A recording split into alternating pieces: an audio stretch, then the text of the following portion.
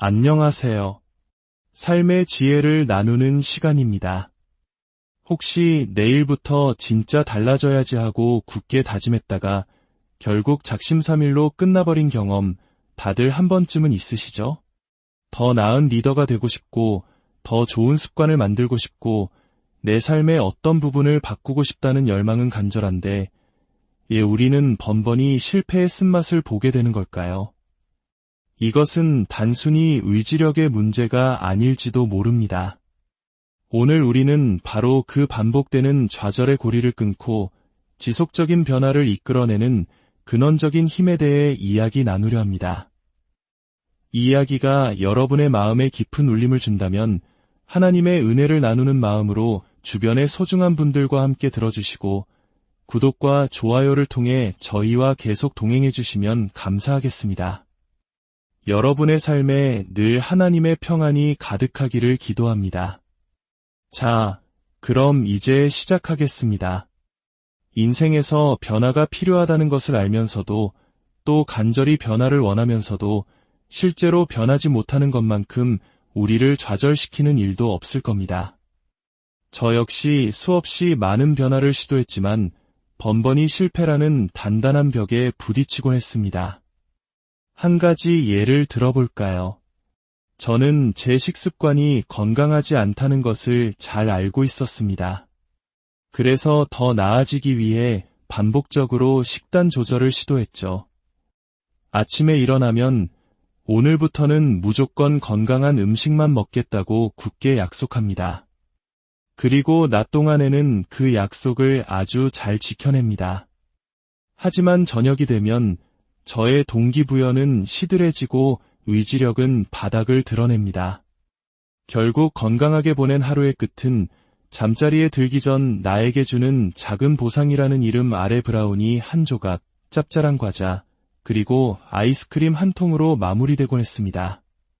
다음 날 아침, 저는 죄책감에 휩싸여 잠에서 깹니다. 그리고 부끄러운 발걸음으로 부엌으로 향하죠. 싱크대와 쓰레기통에 남겨진 어젯밤의 흔적들은 저의 실패를 증명하고 있었습니다. 오늘은 진짜 달라져야지 다시 한번 마음을 다잡고 건강한 아침과 점심, 영양가 있는 저녁을 먹습니다. 하지만 밤이 되면 어김없이 쿠키와 과자, 치즈케이크의 유혹에 넘어가고 맙니다. 결국 저는 완전히 패배감을 느끼고 모든 노력을 포기하게 됩니다. 변화하고자 하는 열망은 있었지만 변화할 수 있는 힘은 제게 없는 것만 같았습니다. 여러분도 이런 경험 있으시죠? 여러분도 변화를 시도했지만 어쩐지 잘 되지 않았을 겁니다. 도대체 왜일까요? 우리는 변화를 원합니다. 삶이 지금과는 달라지기를 바랍니다. 더 나은 무언가를 갈망합니다. 하지만 솔직히 말해 우리는 너무 쉽게 지칩니다. 육체적으로, 정신적으로, 감정적으로, 그리고 영적으로 변화를 시도하는 과정은 우리의 모든 에너지를 소진시킵니다. 우리의 진짜 문제는 바로 이 힘의 부족입니다. 그리고 이 소진감에 더해 계속해서 더 나은 선택을 하지 못하고 안주하는 스스로에 대한 수치심이 우리를 짓누릅니다. 다음날 아침 부엌으로 향하던 저처럼 우리는 깊은 좌절감을 느낍니다. 나중에는 변화하고 싶다는 열망 그 자체와 그것을 해내지 못하는 무능력한 자신을 미워하기 시작합니다. 우리 대부분이 바꾸고 싶어하는 행동에는 크게 두 가지 종류가 있습니다. 첫 번째는 시작하기입니다. 예를 들어 이제부터는 매사에 감사하며 만족하는 삶을 살기 시작할 거야. 또는 몸무게를 10kg 감량하겠어. 하나님과 더 가까워지고 싶어. 삐걱거리는 부부관계에 새로운 활력을 불어넣고 싶어. 이 지긋지긋한 빛에서 벗어날 거야. 매일 꾸준히 성경을 읽기 시작할 거야. 나를 갉아먹는 이 관계를 끝내겠어. 규칙적으로 운동을 시작해야지 와 같은 것들입니다. 그리고 두 번째는 멈추기입니다. 이제 그만 스트레스 받고 싶어. 더 이상 쉽게 짜증내지 않을 거야. 조급해하는 성격 좀 고치고 싶다.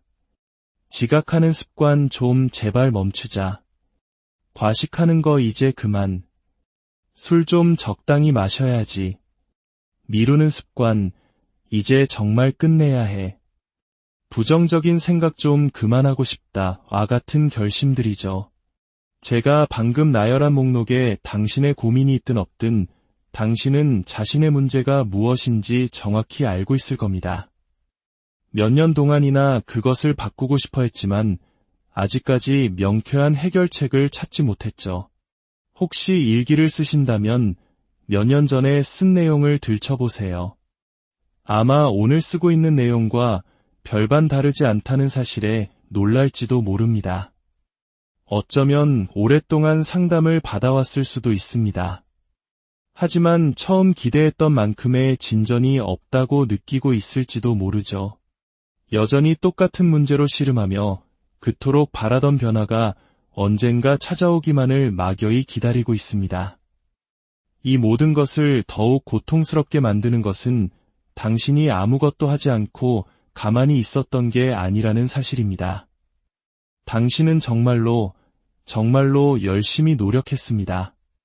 수년에 걸쳐 수많은 결심과 약속, 새해 다짐, 그리고 목표 설정을 반복해왔습니다. 무엇을 바꿔야 하는지 정확히 알고 있었기 때문이죠.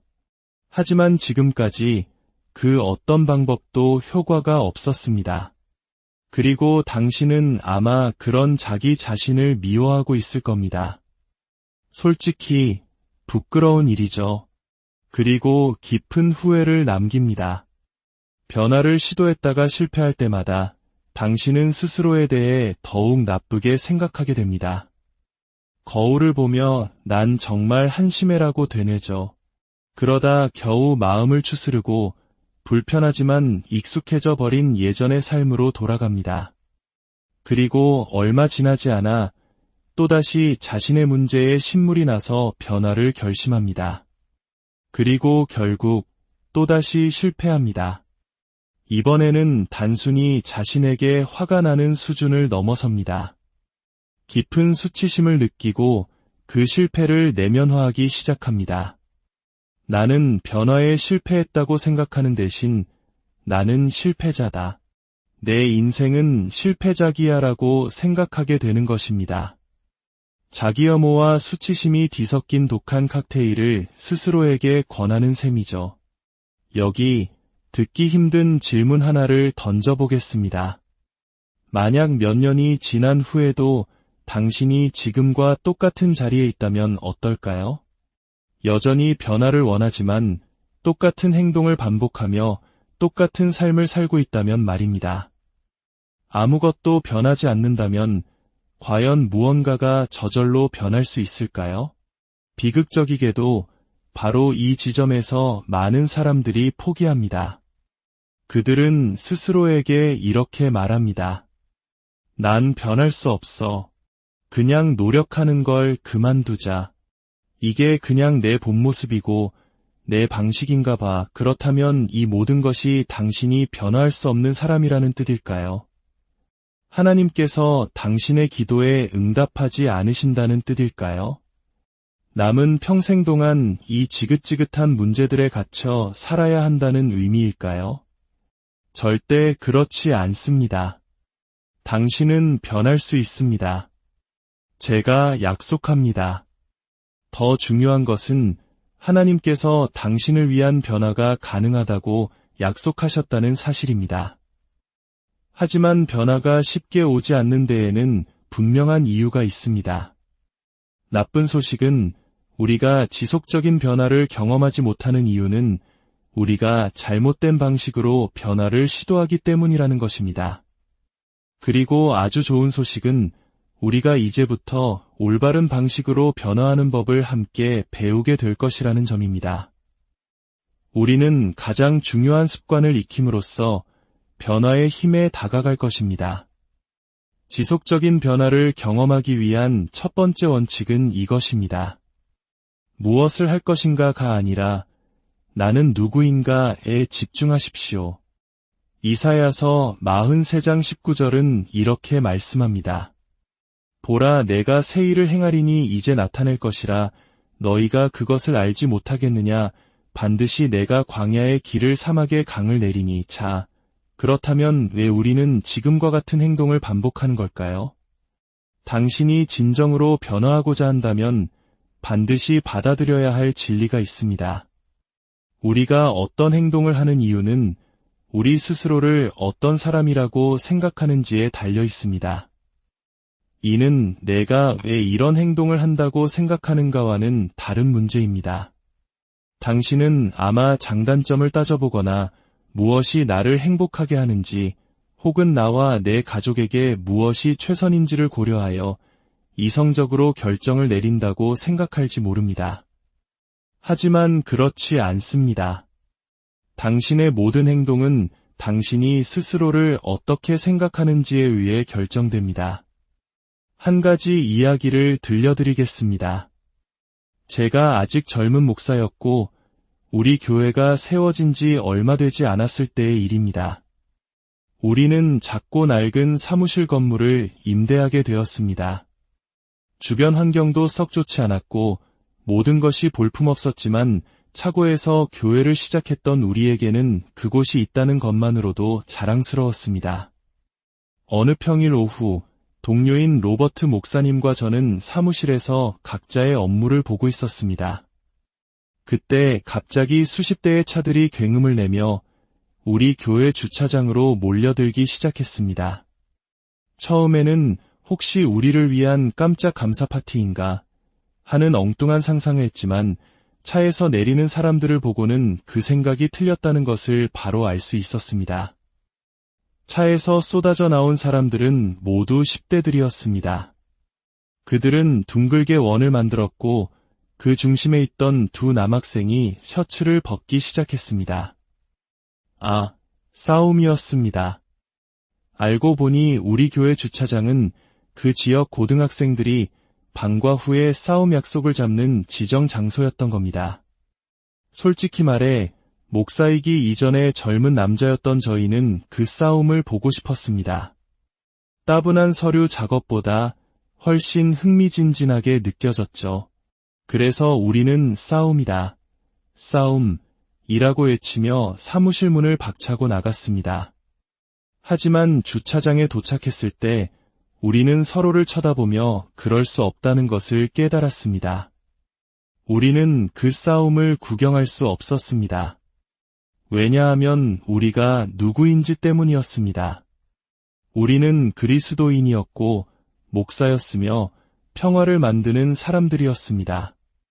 우리가 무엇을 하고 싶든지 간에 우리는 우리의 정체성에 충실해야만 했습니다. 그래서 우리의 외침은 싸움이다, 싸움에서 그만둬, 그만해로 바뀌었습니다.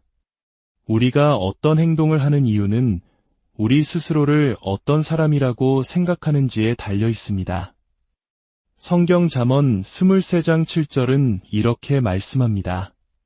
대저 그 마음의 생각이 어떠하면 그 위인도 그러한즉. 이 말씀은 우리가 스스로에 대해 믿는 이야기가 곧 우리 자신이 된다는 의미입니다.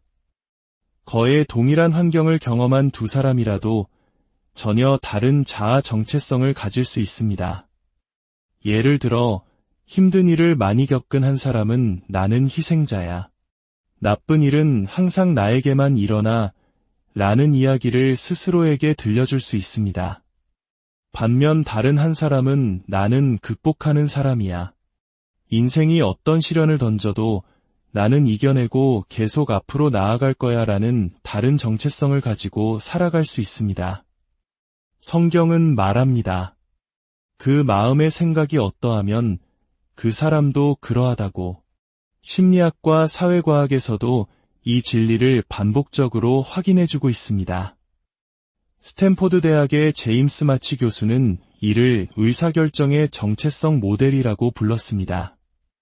연구에 따르면 우리는 어떤 선택을 할 때 무의식적으로 스스로에게 세 가지 질문을 던진다고 합니다. 첫째, 나는 누구인가? 둘째, 이것은 어떤 종류의 상황인가? 셋째, 나 같은 사람은 이런 상황에서 어떻게 행동할까?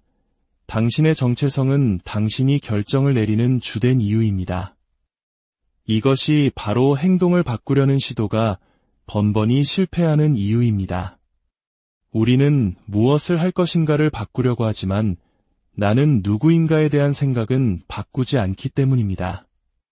이것은 실패로 가는 지름길입니다. 우리의 행동은 결코 진공 상태에서 존재하지 않습니다. 당신이 하는 행동에는 반드시 이유가 있습니다. 행동을 공격하는 것은 그것이 눈에 보이고 우리를 좌절시키기 때문에 합리적으로 보입니다. 하지만 행동 자체를 목표로 삼는다면 당신은 잘못된 것을 쫓고 있는 것입니다. 정체성을 바꾸지 않고 행동만 바꾸려고 하는 것은 마치 잡초에 뿌리는 그대로 둔 채 줄기만 꺾어버리는 것과 같습니다. 당장은 잡초가 사라진 것처럼 보이지만 뿌리가 남아있는 한 그 잡초는 반드시 다시 자라나게 되어 있습니다. 병을 치료하는 것과도 같습니다. 증상을 일으키는 근본적인 원인은 무시한 채 겉으로 드러나는 증상만 처리할 수는 없는 노릇입니다. 이제 조금씩 보이시나요? 당신이 지속적인 변화를 경험하지 못한 이유는 당신이 무엇을 하는지를 바꾸려고만 했지, 당신이 스스로를 어떻게 생각하는지는 바꾸지 않았기 때문입니다. 베스트셀러 아주 작은 습관의 힘의 저자 제임스 클리어는 이렇게 말했습니다. 과거의 행동을 이끌었던 근본적인 믿음을 바꾸지 않는 한 습관을 바꾸기는 어렵다. 당신은 새로운 목표와 새로운 계획을 세웠지만 당신이 누구인지는 바꾸지 않았다. 사도 바울은 로마서 12장 2절에서 진정한 변화, 즉 영원하고 지속적인 변화의 열쇠를 우리에게 알려주었습니다. 그는 말합니다. 너희는 이 세대를 본받지 말고 오직 마음을 새롭게 함으로 변화를 받아 하나님의 선하시고 기뻐하시고 온전하신 뜻이 무엇인지 분별하도록 하라. 바울은 우리가 무엇을 하는지를 바꿈으로써가 아니라 생각하는 방식을 바꿈으로써 변화를 경험하게 될 것이라고 말합니다. 왜냐하면 우리가 어떤 행동을 하는 이유는 우리 스스로를 어떤 사람이라고 생각하는지에 달려있기 때문입니다. 그러므로 당신이 하는 행동을 바꾸고 싶다면 먼저 당신이 스스로를 어떻게 생각하는지를 바꿔야 합니다. 오늘 당신은 스스로를 어떻게 생각하고 있습니까? 당신이 하는 행동의 이유는 무엇입니까? 기억하십시오. 진정한 변화는 무엇을 할 것인가가 아니라 나는 누구인가라는 깊은 질문에서 시작됩니다. 당신은 실수하고 넘어질 때도 있지만 실패자가 아닙니다. 당신은 하나님의 형상대로 지음받은 무한한 가능성을 지닌 소중한 존재입니다. 하나님께서 당신 안에 심어두신 그 위대한 잠재력을 믿으십시오. 당신은 사람들이 따르고 싶어하는 선한 영향력을 가진 리더가 될 수 있습니다. 당신은 당신이 생각하는 것보다 훨씬 더 위대한 일을 해낼 수 있는 사람입니다. 이 진리를 마음에 품고 행동의 변화가 아닌 정체성의 변화에서부터 당신의 새로운 삶을 시작하시길 바랍니다. 오늘 하루 그리고 앞으로의 모든 날들 가운데 하나님의 크신 은혜와 평강이 여러분과 늘 함께 하시기를 진심으로 기도합니다. 다음 시간에 더 깊은 지혜와 이야기로 다시 찾아뵙겠습니다.